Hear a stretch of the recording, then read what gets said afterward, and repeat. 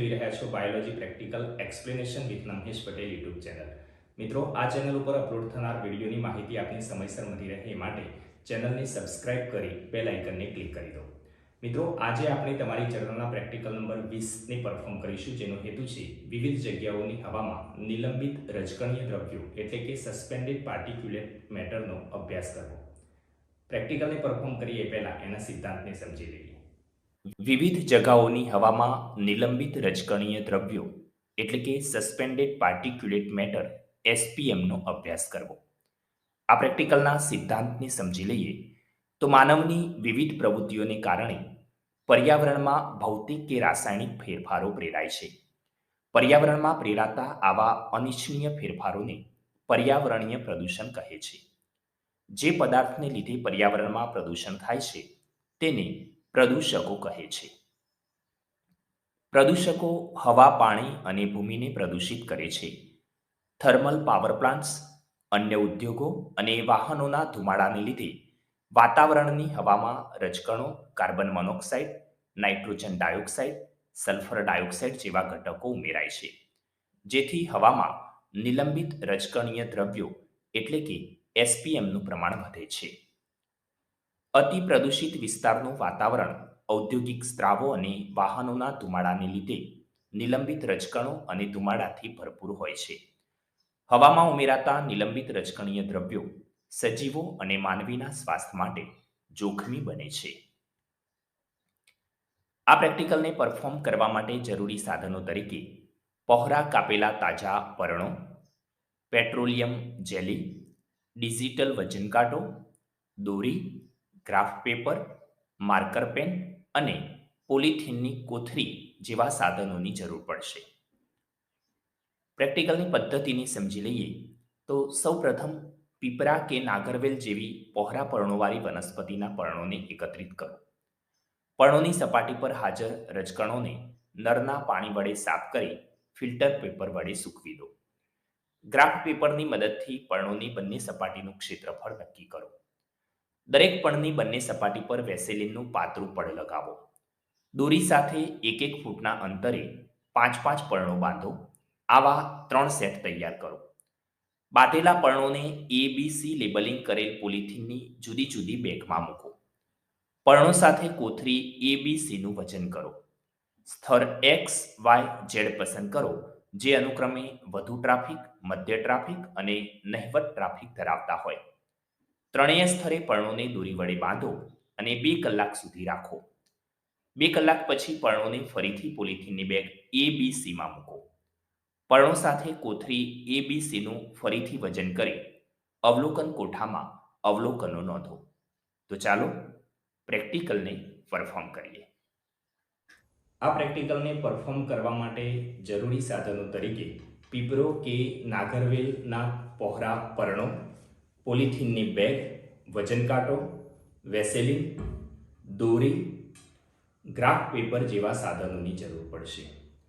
સૌથી પહેલાં આપણે પસંદ કરેલા પર્ણો ઉપર પહેલેથી હાજર જે રજકણો હોય એ રજકણોને નળના પાણી વડે સાફ કરી દઈશું અને ફિલ્ટર પેપરની મદદથી સૂકવી દઈશું। અહીં આપણે 5 પર્ણોના જૂથમાં પ્રેક્ટિકલ કરીએ છીએ, એટલે જૂથ A તરીકે 5 પર્ણો લીધા છે, જૂથ B તરીકે 5 પર્ણો લીધા છે અને જૂથ C તરીકે પણ નાગરવેલના 5-5 પર્ણ લીધા છે। સાથે જ આપણે એકમ ક્ષેત્રફળની અંદર જોવા મળતા નિલંબિત રજકણીય દ્રવ્યોનો અભ્યાસ કરીએ છીએ, એટલે સૌથી પહેલા આપણે પર્ણોનું ક્ષેત્રફળ નક્કી કરી દઈશું। ત્રણેય જૂથ A, જૂથ B અને જૂથ C ના જે ટોટલ પર્ણ છે એ ટોટલ પર્ણનું ક્ષેત્રફળ આપણે નક્કી કરીશું। ક્ષેત્રફળ નક્કી કરવા માટે સૌથી પહેલા જૂથ એમાંથી એક પર્ણને લઈ અને હું અહીંયા ગ્રાફ પેપર ઉપર મૂકું છું અને ત્યારબાદ પેનની મદદથી એની બહારની જે સપાટી છે એ બહારની સપાટીને અંકિત કરી દઉં છું। આ પ્રકારે બહારની સપાટીને અંકિત કરવામાં આવે છે।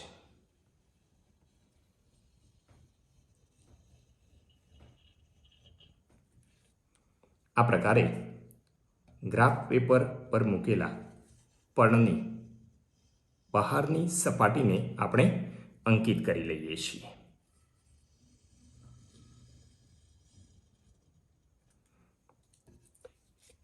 આ પ્રકારે ગ્રાફ પેપર ઉપર પર્ણની બહારની સપાટીને અંકિત કર્યા બાદ એમાં જોવા મળતા આખા ચોરસ, અડધા ચોરસ, અડધાથી મોટા એટલે કે 2/3 ચોરસ અને અડધાથી નાના એટલે કે 1/3 ચોરસની ટોટલ ગણતરી જે આપણે કરી લઈએ છીએ. સૌથી પહેલા આની અંદર જે આખા ચોરસ છે એને હું કાઉન્ટ કરું છું. 1, 2, 3,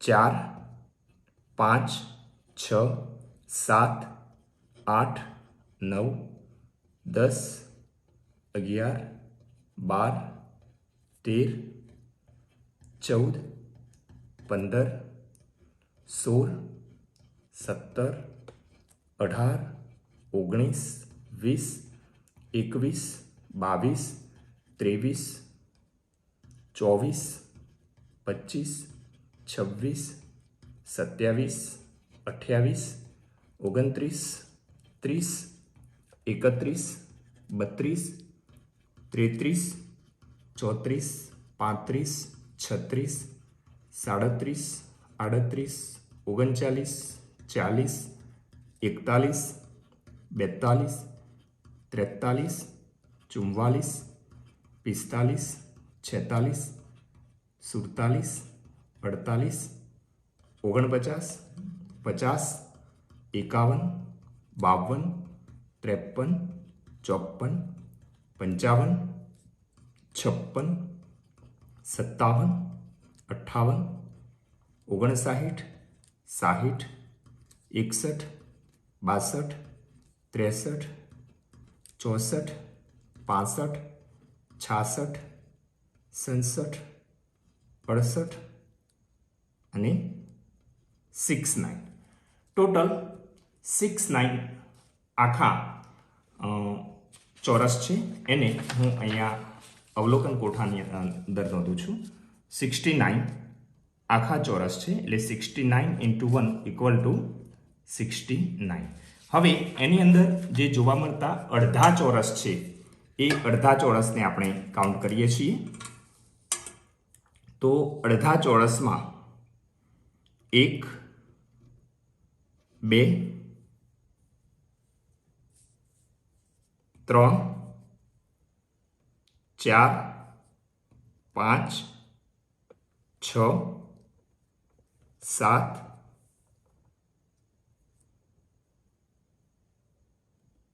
8, 8. ટોટલ 8 ચોરસ જે છે એ અડધા છે એટલે એને હું અહીંયા લખું છું. અડધા ચોરસ 8 × 0.05 એટલે કે ટોટલ થશે 4 ચોરસ. ઓકે, હવે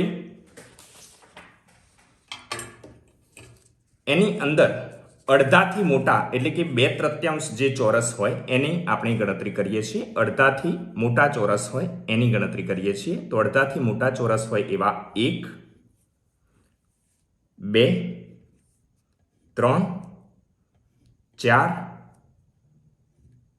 અને 5. અડધાથી મોટા ચોરસ હોય એવા 5 ચોરસ આપણે કરીએ છીએ. એટલે 5 × 0.16 = 3.3. અને છેલ્લે અડધાથી નાના ચોરસ હોય એને પણ કાઉન્ટ કરી લઈએ છીએ. 1, 2, 3, 4, 5, 6, 7, 8, 9, 10, 11 અને 12. તો અહીંયા 12 × 0.30 = 3.96. એટલે આ પ્રકારે એનો સરવાળો આપણે જોઈ લઈએ છીએ. 69 + 4 + 3.3 + 3.96 = 80.26 સેન્ટીમીટર. એટલે કે પર્ણની એક સપાટીનું ક્ષેત્રફળ 80.26 સેન્ટીમીટર છે. એટલે પર્ણની બંને સપાટીનું ક્ષેત્રફળ મેળવવા માટે એને આપણે 2 વડે ગુણીએ છીએ. એટલે 80 × 26 × 2 ઇઝ ઇક્વલ ટુ 160.52 સેન્ટીમીટર. એટલે આ એક જે પણ છે, એક પણની બંને સપાટીનું ક્ષેત્રફળ 160.52 સેન્ટીમીટર આપણને મળે છે. એ અહીંયા હું લખું છું 160.52 સેન્ટીમીટર સ્ક્વેર. હવે આવી જ રીતે આપણી પાસે બીજા 4 પર્ણો છે. તો એ 4 પર્ણોનું ક્ષેત્રફળ ઓલરેડી મેં પહેલેથી નક્કી કરેલું છે આ પ્રકારે. એ જૂથના બાકીના જે 4 પર્ણો છે એ 4 પર્ણોનું ક્ષેત્રફળ મેં અહીંયા આ રીતે નક્કી કરેલું છે. એમાં આખા ચોરસ 212 છે, અડધા ચોરસ 36 છે, અડધાથી મોટા ચોરસ એટલે કે 2/3 29 છે, અડધાથી નાના એટલે કે 1/3 25 છે. એટલે એનો જે સરવાળો છે બંને સપાટીનું ક્ષેત્રફળ 520 × 78 સેન્ટીમીટર સ્ક્વેર છે. એટલે બાકીના જે 4 ચોરસ છે, બાકીના 4 ચોરસ એનો સરવાળો આપણે કરીએ છીએ. 160.52 પ્લસ 520.78 એટલે એનો સરવાળો જે છે એ થશે 681.3 સેન્ટીમીટર સ્ક્વેર.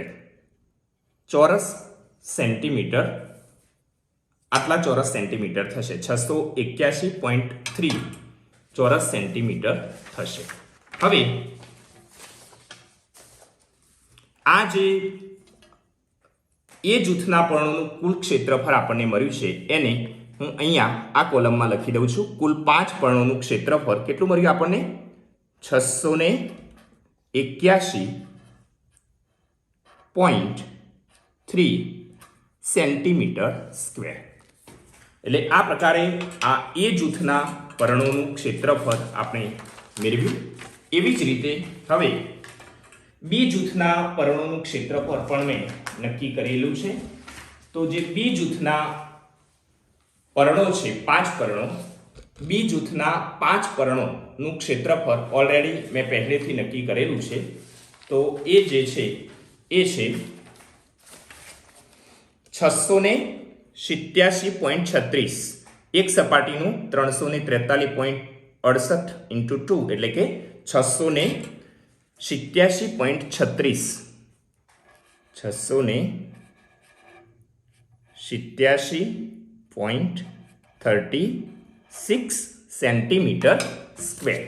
એટલે એ બી જૂથના જે પર્ણો છે એ બી જૂથના પર્ણોનું ક્ષેત્રફળ છે. અને સેમ એવી જ રીતે મેં જે ત્રીજા જૂથના પર્ણો છે, સી જૂથના પર્ણો, એ સી જૂથના પર્ણોનું પણ ક્ષેત્રફળ આ રીતે નક્કી કરેલું છે. અને એ જે સી જૂથના પર્ણો છે એ સી જૂથના પર્ણોનું ટોટલ ક્ષેત્રફળ જે છે એ 679.40 679.40 સેન્ટીમીટર સ્ક્વેર આપણને મળે છે. 679.40 સેન્ટીમીટર સ્ક્વેર, ચોરસ સેન્ટીમીટર જેટલું સી જૂથના પર્ણોનું ક્ષેત્રફળ આપણને મળે છે. એટલે આ રીતે આપણે જૂથ એ, જૂથ બી અને જૂથ સી ત્રણેય જૂથના પર્ણોનું ક્ષેત્રફળ શોધી લીધું છે. અને હવે આપણે ત્રણેય જૂથના પર્ણોનું વજન નક્કી કરીશું. અહીંયા પર્ણનું વજન આપણે 2 રીતે લેવાનું છે. સૌથી પહેલા ખુલ્લા રાખેલા પર્ણનું વજન લઈશું, પરંતુ પર્ણનું વજન લેતા પહેલા આપણે એના ઉપર પેટ્રોલિયમ જેલી અથવા તો વેસેલિન જે છે એ એની ઉપરની અને બંનેની સપાટી ઉપર લગાવી દઈશું. આ રીતે હું અહીંયા જૂથ 1નું પર્ણ લઉં છું અને જૂથ 1 પર્ણની બંને સપાટી ઉપર હું આ પ્રકારે એનું વેસેલિન જે છે એ આ રીતે લગાવું છું અને એમાં બધી જ સપાટી ઉપર આ રીતે આપણે વેસેલિન લગાવી દઈએ છીએ.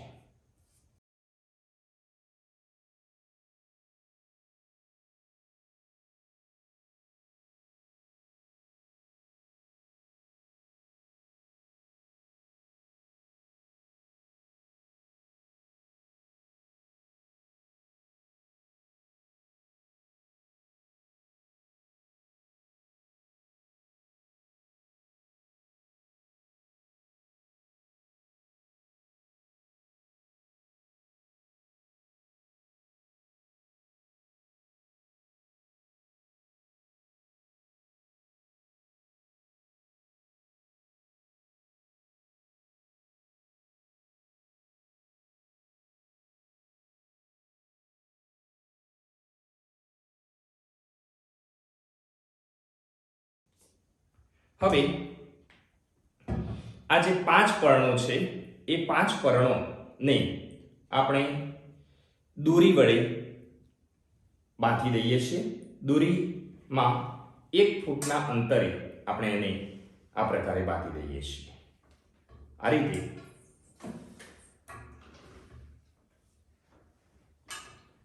દોરી લઈ અને દોરીમાં જેવી રીતે આપણે તોરણ બાંધીએ એ રીતે દરેક પણને બાંધી દઈએ છીએ. આ પ્રકારે બંને પણ વચ્ચે 1 ફૂટ જેટલું અંતર રહે એનું આપણે ધ્યાન રાખીશું. આ પ્રકારે 5 પણને દોરી વડે બાંધી દઈએ છીએ. તો આ પ્રકારે 5 જે પર્ણો છે એ 5 પર્ણોને આ રીતે દોરી વડે બાંધી દઈએ છીએ. હવે આ જે 5 પર્ણો છે એને હું જે પોલિથીન બેગ કે જેની અંદર માર્ક કરેલું છે એ જૂથના પણ એની અંદર હું ધીમેથી એને મૂકી દઉં છું. પોલિથીન બેગ એની અંદર વેસેલિન લગાવેલા જે પર્ણો છે એ પર્ણોને આપણે મૂકી દઈએ છીએ.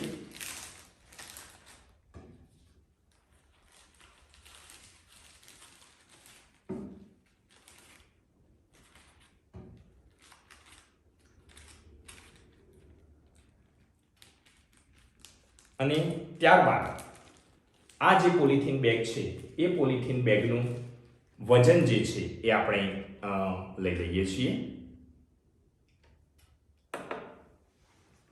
તો અહીંયા 0 સેટ થયેલો છે અને એના ઉપર આ જે એ બેગ છે એ જૂથના પર્ણો છે એ જૂથના પર્ણોનું વજન આપણે નોટ કરી લઈએ છીએ અને એ વજન આવે છે 15.58 ગ્રામ. આ વજન આવે છે 15.58 ગ્રામ. ઓકે, અહીંયા આપણે એ જૂથના જે પર્ણ છે એ જૂથના પર્ણમાં ખુલ્લા રાખ્યા પહેલાનું વજન જે છે એ નોટ કરી લઈએ છીએ અને એ વજન છે 58 ગ્રામ. ઓકે, 15.58 ગ્રામ. હવે આ જ રીતે હું સેટ બી અને સેટ સી ના પર્ણોને તૈયાર કરું છું. તો એ માટે પણ હું 5 પર્ણોને આ રીતે ગોઠવી દઉં છું અને ઝડપથી 5 પર્ણોને હું વેસેલિન લગાવી દઉં છું.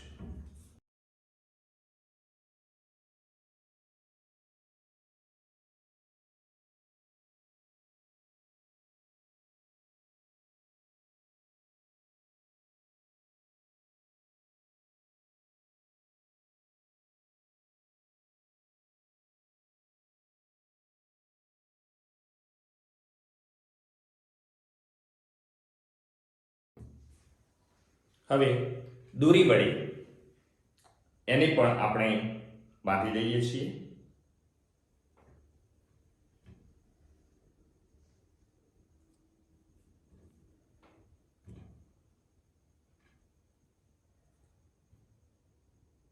બંને પણ વચ્ચે 1 ફૂટનું અંતર રહે એ રીતે આપણે બધા જે પાંચે પર્ણો છે એ પાંચે પર્ણોને બાંધી દઈએ છીએ.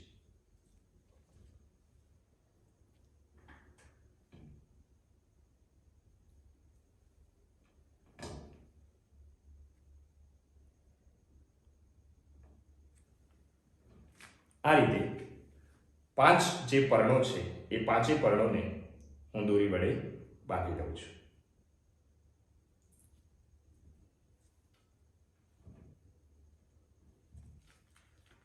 અને આ પાંચે બાંધેલા જે પર્ણો છે એ પર્ણોને પોલિથીન બેગ બી ની અંદર હું મૂકી દઉં છું. આ પ્રકારે પોલિથીન બેગ બી ની અંદર એને પેક કરી અને એનું પણ આપણે વજન જે છે એ લઈ લઈએ છીએ.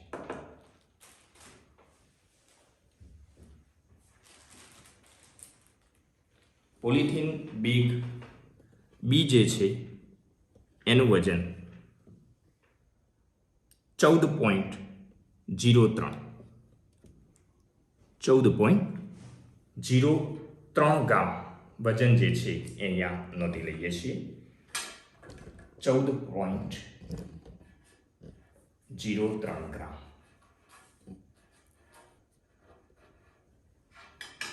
સેમ એવી જ રીતે હું સેટ સીના જે પણ જૂથો છે એ પણ જૂથોને પણ એની બંને સપાટી ઉપર વેસેલિન લગાવી દઉં છું.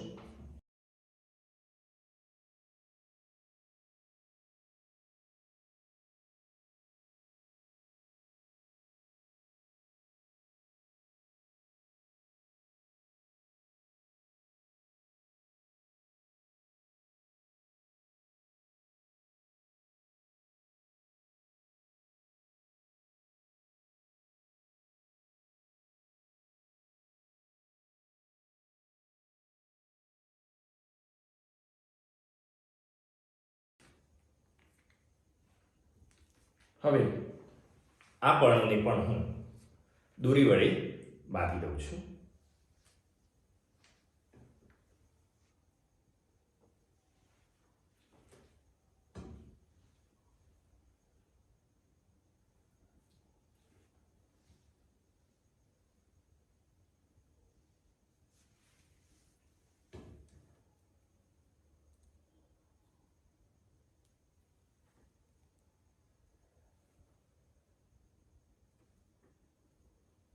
તો આ રીતે આ જે 5 પર્ણો છે એ પર્ણોને મેં દોરી વડે બાંધી દીધા છે. હવે આ પર્ણોને હું એકઠા કરી અને પોલિથીન બેગ સી ની અંદર એને ગોઠવી દઉં છું.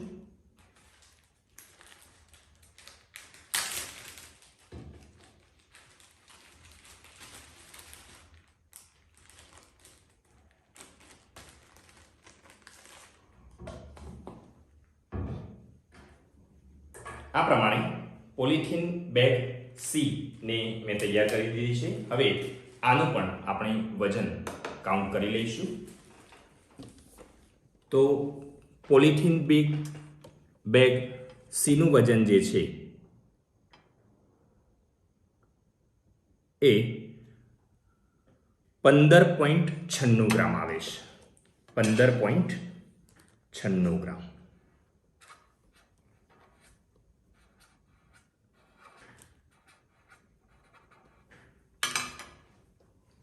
તો આ પ્રકારે આપણે પોલિથીન બેગ એ, પોલિથીન બેગ બી અને પોલિથીન બેગ સી તૈયાર કરેલી છે. હવે આ ત્રણેય જે પણ જૂથો છે એ, બી અને સી એને 3 જુદા જુદા સ્થાને, એક સ્થાન કે જ્યાં સૌથી વધારે ટ્રાફિક જોવા મળતો હોય એવી જગ્યાએ એને લગાવીશું. વાય જૂથના જે પર્ણો છે જ્યાં પ્રમાણમાં ઓછો ટ્રાફિક હોય એવી જગ્યાએ લગાવીશું અને બિલકુલ ટ્રાફિક ન હોય અથવા તો નહિવત ટ્રાફિક હોય એવી જગ્યાએ પણ જૂથ ઝેડ જે છે એ ઝેડને લગાવીશું. એટલે આ રીતે હવે આપણે ફિલ્ડ ઉપર પ્રેક્ટિકલને પરફોર્મ કરીશું. ઓકે, તો બાકીના પ્રેક્ટિકલને પરફોર્મ કરવા માટે આપણે આવી ગયા છીએ ફિલ્ડમાં. મારી સાથે હેલ્પમાં સમીર અને દેવાંગ છે. આપણે પર્ણ જૂથ એ ને એક્સ સ્થળ ઉપર લગાવીશું કે જ્યાં મેક્સિમમ ટ્રાફિક હોય, પર્ણ જૂથ બી ને વાય સ્થળ ઉપર લગાવીશું કે જ્યાં ઓછો ટ્રાફિક હોય, અને પર્ણ જૂથ સી ને એવા સ્થળે લગાવીશું, ઝેડ સ્થળે લગાવીશું કે જ્યાં નહિવત ટ્રાફિક હોય. તો ચાલો સૌથી પહેલાં આપણે એક્સ સ્થળ ઉપર કે જ્યાં સૌથી વધારે ટ્રાફિક છે ત્યાં પર્ણ જૂથ એને લગાવીએ. તો ચાલો પર્ણ જૂથ એને આપણે સૌથી વધારે ટ્રાફિક ધરાવતી જગ્યા એક્સ ઉપર લગાવીએ છીએ.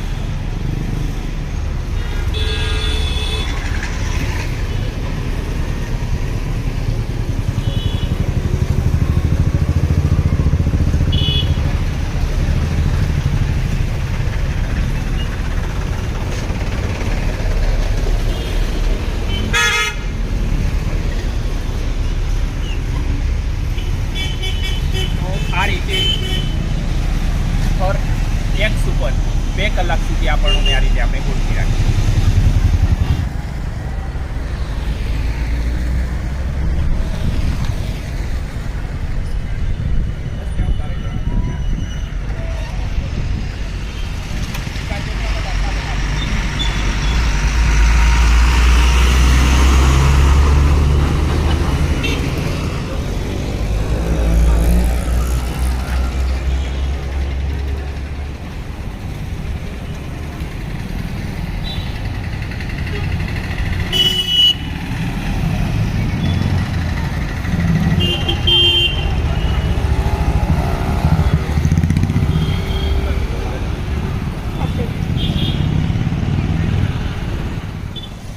પર્ણ જૂથો બીને આપણે ઓછો ટ્રાફિક ધરાવતા વિસ્તાર વાય ઉપર લગાવીશું.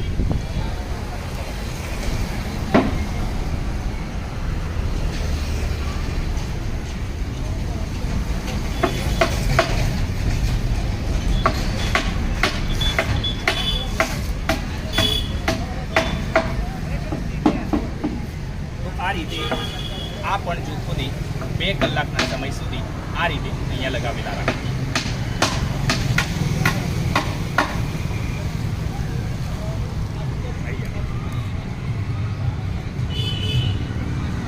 પર્ણ જૂથ સીને સૌથી ઓછો કે નહિવત ટ્રાફિક ધરાવતી જે જગ્યા છે બાયોલોજી લેબ, ત્યાં આપણે પર્ણ જૂથ સીને લગાવીશું.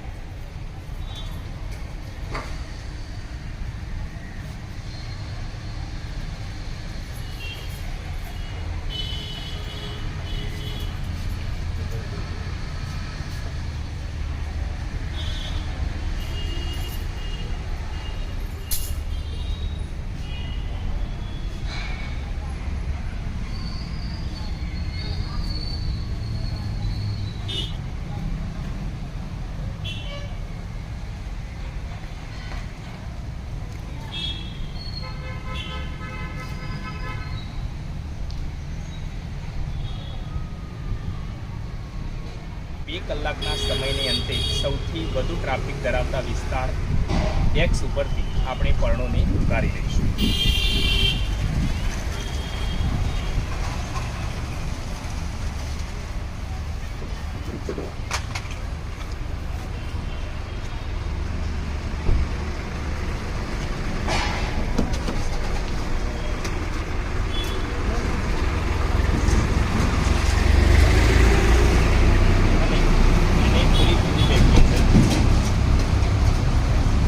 સમયને અંતે પર્ણ જૂથ બીને વાય સ્થળ ઉપરથી આપણે ઉતારી લઈશું.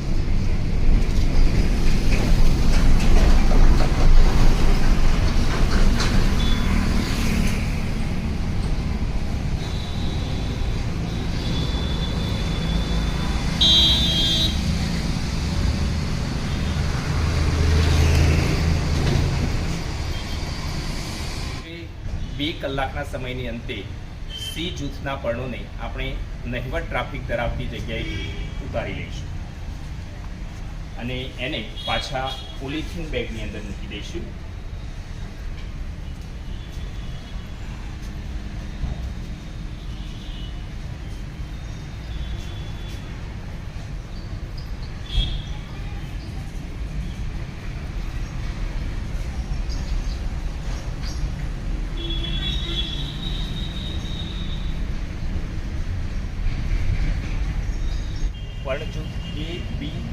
સીને સ્તર એક્સ વાય અને ઝેડ ઉપર 2 કલાક સુધી રાખ્યા બાદ આપણે એને ફરીથી પાછા પોલિથીન બેગની અંદર મૂકી દઈએ છીએ અને હવે બાકીના પ્રેક્ટિકલને પરફોર્મ કરવા માટે ફરીથી લેબમાં જઈશું. તો ચાલો વિસ્તાર એક્સ વાય અને ઝેડમાં ગોઠવેલ વનસ્પતિ જૂથ એ બી અને સીના 2 કલાક માટે ખુલ્લા રાખેલા પર્ણોનું ફરીથી વજન માપી લઈ હવામાં નિલંબિત દ્રવ્યોનું વજન નક્કી કરીએ. તો આ માટે સૌથી પહેલા હું વિસ્તાર એક્સમાં ગોઠવેલ વનસ્પતિ જૂથ એના પર્ણોનું વજન લઉં છું અને એ વજન આપણને મળે છે 16.49 એટલે કે નિલંબિત દ્રવ્યોનું વજન W2 માઇનસ W1 આપણને 16.49 માઇનસ 15.158 કરીશું એટલે આપણને એ વજન આપણને મળશે 16.49 ઓછા 15.58 નું વજન આપણને મળશે 0.91 ગ્રેમ. આ જ રીતે હવે વનસ્પતિ જૂથ બી નું વજન આપણે કાઉન્ટ કરી લઈએ અને વનસ્પતિ જૂથ બીનું વજન આપણને મળે છે 14.25 ગ્રામ. 14.25 ગ્રામ. વિસ્તાર વાયની અંદર નિલંબિત દ્રવ્યોનું વજન W2 માઇનસ W1 એટલે આપણને મળશે 0.22 ગ્રામ. અને સેમ એવી જ રીતે વનસ્પતિ જૂથ સી કે જેને આપણે ઝેડ વિસ્તારમાં ગોઠવ્યા હતા એનું વજન જે છે એ આપણે કાઉન્ટ કરી લઈએ અને સી વનસ્પતિ જૂથનું વજન જે છે આપણને મળે છે 16.05 ગ્રામ. એટલે નિલંબિત દ્રવ્યોનું વજન મળશે W2 minus W1 equal to 0.09 ગ્રામ. તો આ રીતે વિસ્તાર એક્સ વાય અને ઝેડની અંદર આપણે નિલંબિત દ્રવ્યોનું વજન શોધીએ છીએ. આવો સમજીએ એને તારણ પર. અવલોકન અને તારણ. સ્તર એક્સ વાય અને ઝેડ માટે લીધેલા નિલંબિત દ્રવ્યો માટેના અવલોકનોને આધારે તારણ તારવી શકાય છે કે સ્તર એક્સમાં ગોઠવેલ પણજૂથ એમાં નિલંબિત દ્રવ્યોનું પ્રમાણ 681.30 ચોરસ સેન્ટીમીટરની જગામાં 910 મિલીગ્રામ મળે છે, જે સૌથી વધુ છે. એટલે કે આ સ્તરમાં વાહનોનો સૌથી વધારે ટ્રાફિક જોવા મળે છે. આથી ત્યાંની હવામાં સૌથી વધારે નિલંબિત રજકણીય દ્રવ્યો જોવા મળે છે. સ્તર વાયમાં ગોઠવેલ પણજૂથ બીમાં નિલંબિત દ્રવ્યોનું પ્રમાણ 687.36 ચોરસ સેન્ટીમીટરની જગામાં 220 મિલીગ્રામ મળે છે, જે એક્સના પ્રમાણમાં ઓછું છે.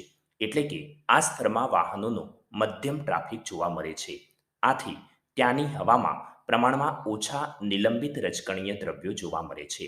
સ્તર ઝેડમાં ગોઠવેલ પણજૂથ સીમાં નિલંબિત દ્રવ્યોનું પ્રમાણ 679.40 ચોરસ સેન્ટીમીટરની જગામાં 90 મિલીગ્રામ મળે છે, જે સૌથી ઓછું છે. એટલે કે આ સ્તરમાં વાહનોનો ટ્રાફિક નહિવત છે. આથી ત્યાંની હવામાં ખૂબ જ ઓછા નિલંબિત રજકણીય દ્રવ્યો જોવા મળે છે.